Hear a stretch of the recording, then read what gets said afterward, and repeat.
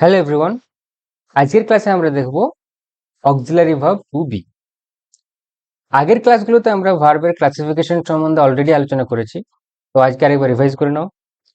Verb দুই রকমের, action এবং অক্সিলারি। অ্যাকশন ভার্ব আবার দুই রকমের, ফিজিক্যাল অ্যাকশন এবং mental action. Physical action example দেখো, read, write, eat, sleep, do, have, etcetera. Mental action example, think, understand, remember, decide and so on. Auxiliary verb এই দিকে আবার দুই রকমের, প্রাইমারি অক্সিলারি এবং মডেল অক্সিলারি। প্রাইমারি অক্সিলারি আবার তিন রকমের, ডু, বি, হ্যাভ। ডু ভার্বের example, do, does, did. Be ভার্বের example, am, is, are, was, were, be. আর হ্যাভ ভার্বের example, have, has, had. Model auxiliary ভার্বের এক্সাম্পল দেখো, can, could, will, would, shall, should, may, might, must, use to, ought to, dare, need. আমরা আগেই জেনেছিলাম যে action ভার্বের ফর্মগুলোকে আমাদের জানতে হয়, first form, second form, third form, ING form ইত্যাদি। আর এইদিকে অক্সিলারি ভার্বের ব্যবহার সম্বন্ধে আমাদের ডিটেলসে জানতে হয়। এদের মধ্যে ডু ভার্বকে আমরা আগের ক্লাসে ডিটেলসে আলোচনা করে ফেলেছি। আজকের ক্লাসে আমরা দেখব বি ভার্ব। ঠিক আছে, চলো শুরু করা যাক। বি ভার্বকে একটা সেন্টেন্সের মধ্যে দুই রকম ভাবে ব্যবহার করা যায়, মেন ভার্ব হিসেবেও এবং হেল্পিং ভার্ব হিসেবেও।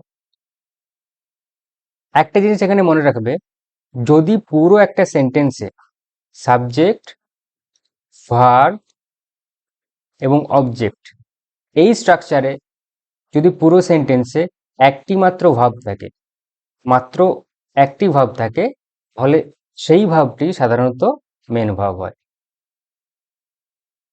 তাহলে বি ভার্বকে যদি সেন্টেন্সের মধ্যে আমরা একা ব্যবহার করি, তাহলে সেটি অবশ্যই কি হবে? মেন ভার্ব হবে। মেন ভার্ব হিসেবে যখন আমরা বি ভার্বকে ইউজ করি, তখন সে এক্সিস্টেন্স, আইডেন্টিটি, কন্ডিশন, লোকেশন ইত্যাদি বোঝায়। এক্সাম্পল দেখো, আই অ্যাম এ স্টুডেন্ট। এখানে এই অ্যাম বি ভার্বটা, এটা আই যে সাবজেক্ট এর আইডেন্টিটিকে নির্দেশ করলো। I K? আই হলো একজন স্টুডেন্ট, এটা তার আইডেন্টিটি, এটা বোঝাচ্ছে আমাদের এখানে অ্যাম, এই বি ভার্বটা। আচ্ছা, শি ইজ টায়ার্ড। এখানে এই বি ভার্বটা ইজ, এই যে সাবজেক্ট শি এর কন্ডিশনকে নির্দেশ করছে, তার কন্ডিশন হলো সে হলো টায়ার্ড। এরপরে দেখো, দে ওয়ের ইন দ্য রুম। এখানে দে, এই যে সাবজেক্ট, এদের পজিশনকে বা লোকেশনকে নির্দেশ করছে এই ওয়ের কথাটা। ওয়ের এই বিভাবটা এই দে এর পাস্টের লোকেশন, লোকেশনটা কি না ইন দ্য রুম, এটাকে বোঝাচ্ছে। এরপর দেখো, হি ওয়াজ অ্যান ইঞ্জিনিয়ার। এখানে ওয়াজ ভার্বটা এই হি সাবজেক্টের আবার আইডেন্টিটিকে বোঝাচ্ছে, যেটা কখন ছিল না পাস্টে ছিল, পাস্ট আইডেন্টিটিকে বোঝাচ্ছে এই ওয়াজটা। তাহলে আমরা আরেকবার ব্যাপারটাকে বুঝে নিই। যখন বি ভার্ব একা একা সেন্টেন্সের মধ্যে ব্যবহৃত হবে, তখন সেটি হবে মেইন ভার্ব। আর বি ভার্বকে যখন হেল্পিং ভার্ব হিসেবে ব্যবহার করি, তখন সে অন্য একটা ভার্বের, অর্থাৎ মেন ভার্বের প্রেজেন্ট পার্টিসিপল ফর্মের সাথে এবং ওই মেন ভার্বেরই পাস্ট পার্টিসিপল ফর্মের সাথে এরা ব্যবহৃত হয়ে কি কি নির্দেশ করে? কন্টিনিউয়াস টেন্স এবং প্যাসিভ ভয়েস। এক্সাম্পল দেখো, I am writing a letter. এখানে মেন ভার্বের প্রেজেন্ট পার্টিসিপল, ভার্বের পার্টিসিপল ফর্ম কি? ধরো একটা ভার্ব আছে, এর সাথে যদি আমি আইএনজি যোগ করে দিই, তাহলে এটি কি হয়? ওই ভার্বটির প্রেজেন্ট পার্টিসিপল। আর এই ভার্বটির সাথে, এটা অ্যাকশন ভার্ব, এর সাথে যদি ইডি, ইএন ইত্যাদি অ্যাড করা হয়, তাহলে তৈরি হয় পাস্ট পার্টিসিপল। এই পাস্ট পার্টিসিপলকে আমরা থার্ড ফর্মও বলে থাকি।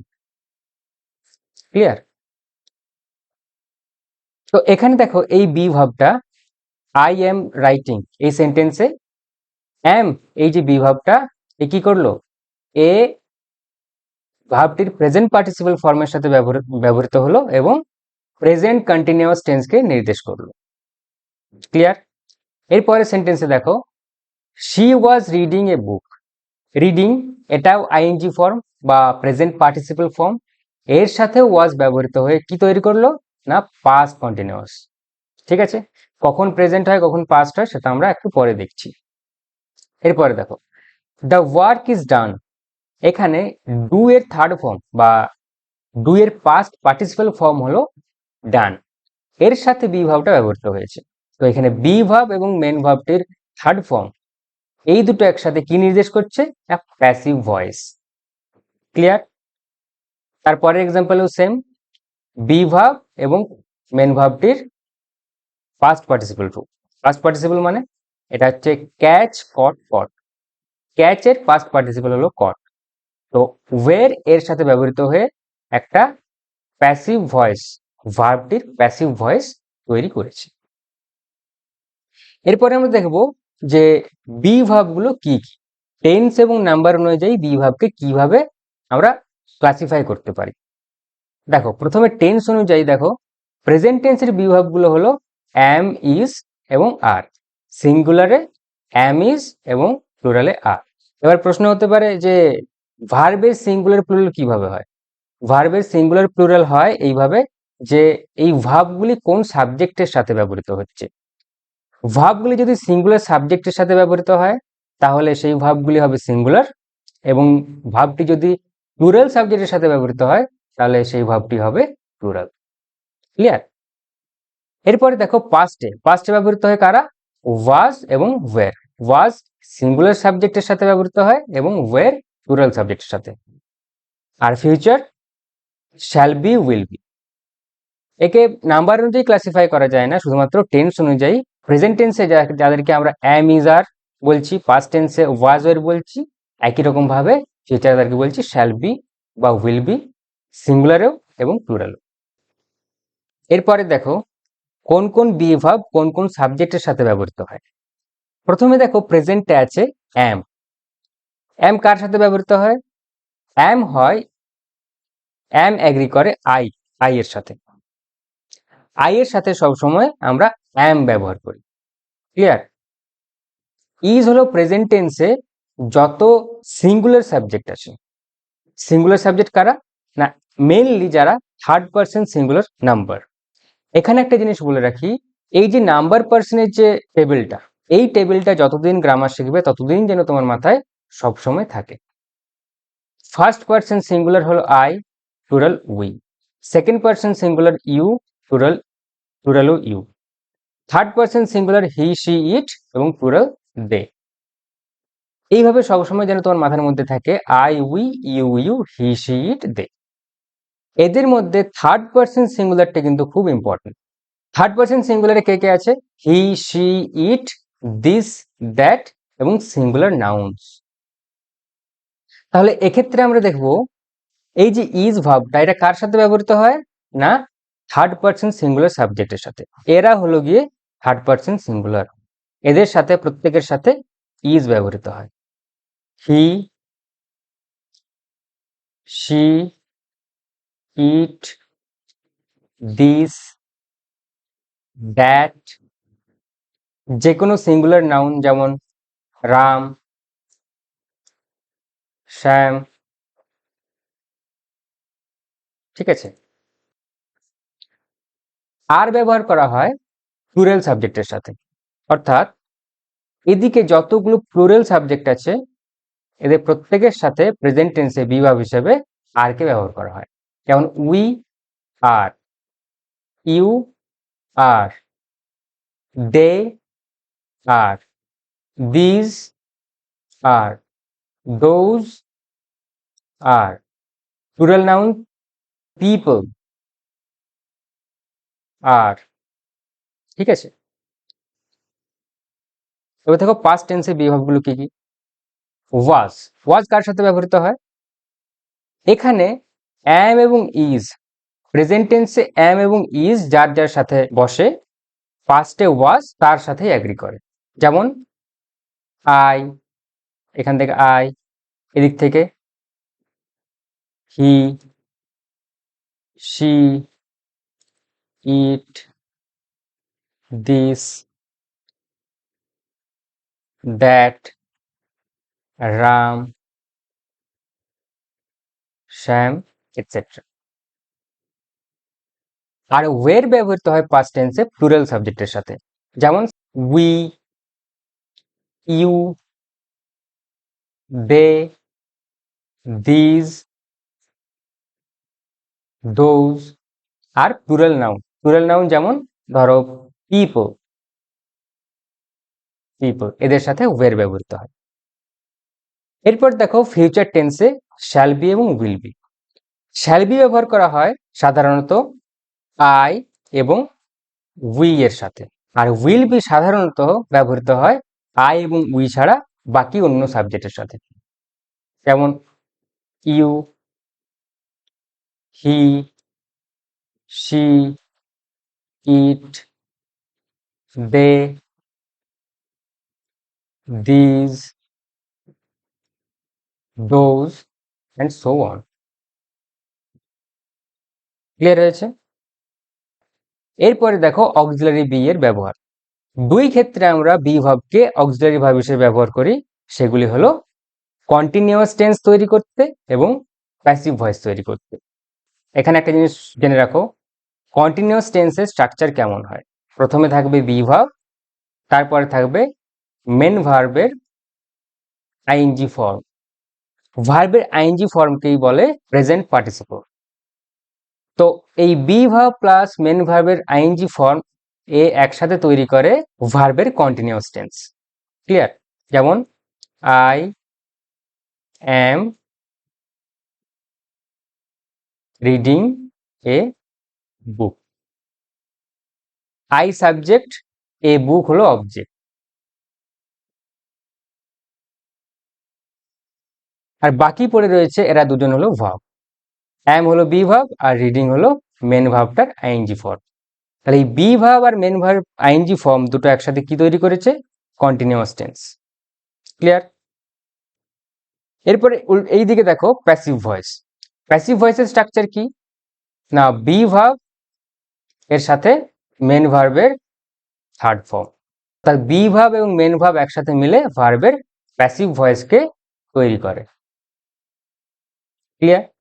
এক্সাম্পল দেখো, এ বুক ওয়াজ বট বাই মি। দেখো এখানে এ বুক হলো সাবজেক্ট, মি হলো অবজেক্ট, বাই এর অবজেক্ট। বাকি পড়ে আছে এই দুটো ওয়ার্ড, ওয়াজ এবং বট। ওয়াজটা বি ভার্ব আর বটটা হলো বাই এর থার্ড ফর্ম, বাই এর থার্ড ফর্ম বা বাই এর পাস্ট পার্টিসিপল ফর্ম। ক্লিয়ার? তাহলে এখানে বি ভার্ব এবং মেন ভার্বের পাস্ট পার্টিসিপল ফর্ম এই দুটো মিলে একসাথে কি তৈরি করছে না, ভার্বের প্যাসিভ ভয়েস। এরপরে আমরা বি ভার্বের ফর্মগুলো দেখে নিই। ধরো আমি একটা যে কোনো অ্যাকশন ভার্ব নিই, রাইট। রাইটের ফার্স্ট ফর্ম কি? Right. Second form wrote, third form written, আর আইএনজি ফর্ম রাইটিং। একই রকম ভাবে বি ভার্বে ফার্স্ট ফর্মে লেখা হয় am, is, are, be। Second form অর্থাৎ ফার্স্ট ফর্মে লিখি was আর were। থার্ড ফর্মে লিখি been আর আইএনজি ফর্মে ই। এটা হলো বি ভার্বের বেস ফর্ম আর এর সাথে আইএনজি যোগ করি, being। আচ্ছা, তো এই গেল আমাদের মোটামুটি অক্সিলারি বি ভার্বের ক্লাস। এরপরে দেখো আমরা কিছু কোয়েশ্চেন নিয়েছি এক্সারসাইজের জন্য।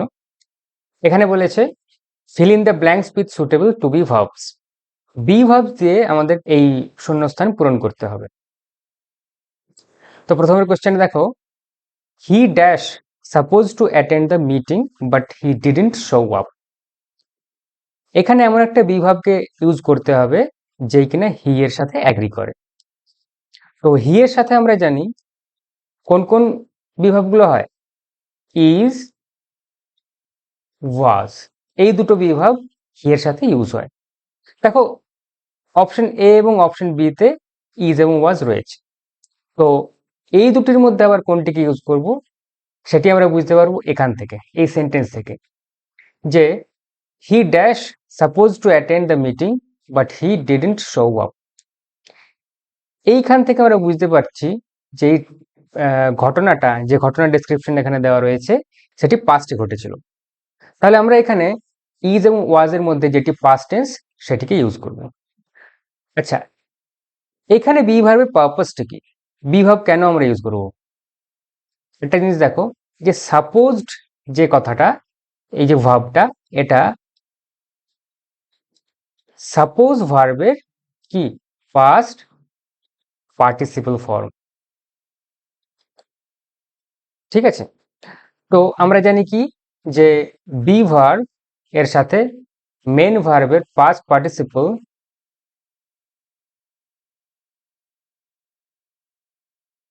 এরা দুজনে একসাথে কি তৈরি করে না, ভার্বের প্যাসিভ ভয়েস তৈরি করে। ঠিক আছে, তো এই যে সেন্টেন্সে এখানে যে ভার্বটা ইউজ হয়েছে সেটা হয়েছে প্যাসিভ ভয়েসে। তাই প্যাসিভ ভয়েস তৈরি করার জন্য আমাদের এখানে একটা বি ভার্ব দিতে হয়, আর যেটা টেন্স এবং নাম্বার পার্সন অনুযায়ী হি এর সাথে অ্যাগ্রি করবে। সেটা কি, এখানে কি দেখলাম আমরা, ওয়াজ। ঠিক আছে, তাহলে আমাদের কারেক্ট অপশন হয়ে গেল অপশন বি, ওয়াজ। এর পরের কোশ্চেন দেখো, this dash being reviewed by the legal team. দেখো এখানে ড্যাশ বিং, এখানে দেখো বিং আইএনজি ফর্ম আছে। আরেকটা জিনিস আমরা কি জানি, যে বি ভার্ব প্লাস মেন ভার্বের আইএনজি ফর্ম, এই দুটো ভার্ব একসাথে তৈরি করে কন্টিনিউয়াস টেন্স, তাই তো? এখানে আবার দেখো মেন ভার্ব যেটা আছে সেটাও আবার একটা বি, এর সাথে আইএনজি যোগ করা আছে। আমরা জানি কি যে বি ভার্বের আইএনজি ফর্ম হলো বিং, তাহলে বিং যেহেতু আছে এটাও একটা বি ভার্ব, এবং এর পাশে আরেকটা ভার্ব রয়েছে দেখো মেন ভার্ব রিভিউড, এই রিভিউডটা হলো গিয়ে পাস্ট পার্টিসিপল। তাহলে এই যে পুরো ফ্রেজটা এখানে, এখানে তিনটে ভার্ব ইউজ হবে, তিনটে ভার্ব মিলিয়ে continuous tense plus passive voice, passive voice তৈরি করবে। দেখো বি ভার্বের সাথে main verb ING form continuous tense, এই যে মেন ভার্ব যেটা আমরা বলছি বিং, এটাও নিজে একটা বিভাব, তাহলে এই বিভাবের সাথে আবার পরের যে মেন ভার্ব এর পাস্ট পার্টিসিপল, এর পাস্ট পার্টিসিপল হয়ে গেল প্যাসিভ। তাহলে এর উত্তরটা কি হয়ে যাবে, দিস, এটি হলো গিয়ে প্লুরাল, প্লুরাল সাবজেক্ট। আর প্লুরাল সাবজেক্টের সাথে বি ভার্ব কি কি হয়, আর এবং ওয়ের। আর এই সেন্টেন্স দেখে আমাদেরকে বুঝতে হবে যে এখানে আর হবে না, ওয়ের হবে। দেখো এই বি এবং সি দুটোতে, দুটো অপশনই আর এবং ওয়ের, যে দুটোই কিন্তু এই প্লুরাল সাবজেক্ট দিজ এর সাথে অ্যাগ্রি করে। এখানে বাকি সেন্টেন্সটার থেকে আমাদেরকে টেন্সটা বুঝতে হবে। যেমন দেখো, these dash being reviewed by the legal team, এখানে আমরা করতে পারি আর, এটা প্রেজেন্টের একটা ঘটনা, তাহলে এখানে কারেক্ট অ্যান্সার হয়ে যাবে are. These are being reviewed by the legal team. The guests had already dash served dinner before we arrived. এখানে যেটা তৈরি হবে সেটা দেখো, এই যে ড্যাশের পরে ড্যাশে একটা বি ভার্ব আসবে, এবং এর পরে যে সার্ভড কথাটা আছে, এই সার্ভড হলো গিয়ে সার্ভ যে ভার্বটা এর পাস্ট পার্টিসিপল। তাহলে নিশ্চয়ই এটা একটা প্যাসিভ ভয়েস তৈরি করবে।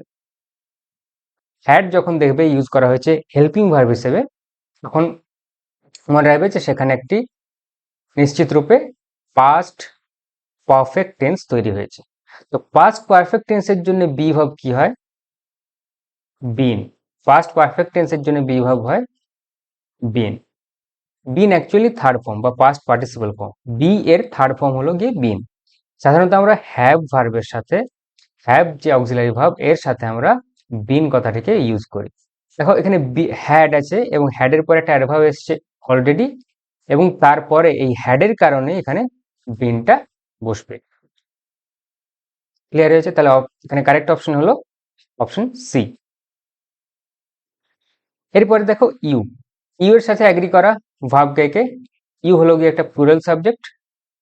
ইউ সিঙ্গুলারও হয় প্লুরালও হয়, কিন্তু সাবজেক্ট ভার্ব এগ্রিমেন্টের সময় আমরা ইউকে সবসময় কিন্তু প্লুরাল হিসেবে ধরি। তাহলে ইউ হলো গিয়ে প্লুরাল, আর এর সাথে বিভাব হবে আর এবং ওয়ের। অপশন দেখো এখানে আরই রয়েছে, একটাই অপশন আছে, অতএব এখানে ইউ আর এক্সপেক্টেড। আর এখানে আর এবং এক্সপেক্টেড এ দুটো মিলিয়ে প্যাসিভ ভয়েস তৈরি করেছে। এরপরে দেখো by 2026 this highway dash completed. দেখো বাই 2026, এখন 2025, তো 2026 হলো ফিউচার, আর ফিউচার টেন্সের বি ভার্ব হলো শ্যাল বি আর উইল বি। এটা মনে আছে নিশ্চয়ই? তাহলে এখানে হবে by 2026 this highway will be completed. Question number 6. The dash told not to go outside during the storm. দেখো they হলো গিয়ে প্লুরাল সাবজেক্ট, আর প্লুরাল বি ভার্ব হলো আর এবং ওয়্যার। এখানে অপশনে দেখো এখানে এখানে রয়েছে অপশন ডি তে ওয়্যার আছে, অতএব দে এর সাথে আমরা চোখ বন্ধ করে ওয়্যার কে ব্যবহার করব। আর ওয়্যার এবং টোল্ড যেহেতু পাস্ট পার্টিসিপল, ওয়্যার এবং টোল্ড একসাথে মিলে তৈরি করেছে passive voice of the verb. এরপরে 7 number question, if I had studied harder I dash more confident during the test. দেখো এটা একটা কন্ডিশনাল সেন্টেন্স, আমরা যখন কন্ডিশনাল সেন্টেন্স শিখবো তখন এগুলো আরো ভালো করে জানবো। আপাতত এটার উত্তরটা দেখে নাও। কন্ডিশনাল সেন্টেন্সের নিয়ম অনুযায়ী যদি ইফ ক্লজটি, এটা হলো কি ইফ ক্লজ, ইফ ক্লজটির ভার্বটি যদি হয় পাস্ট পারফেক্টে, তাহলে মেন ক্লজ, এটা হলো কি মেন ক্লজ, তাহলে মেন ক্লজের ভার্বটি হবে পাস্ট পারফেক্ট বা হ্যাড প্লাস মেন ভার্বের থার্ড ফর্ম বা পাস্ট পার্টিসিপাল ফর্ম। তাহলে এখানে সঠিক উত্তরটা হলো অপশন সি। 8 নাম্বার কোশ্চেন দেখো, that dash not clearly explain to the participants. That হলো গিয়ে সিঙ্গুলার,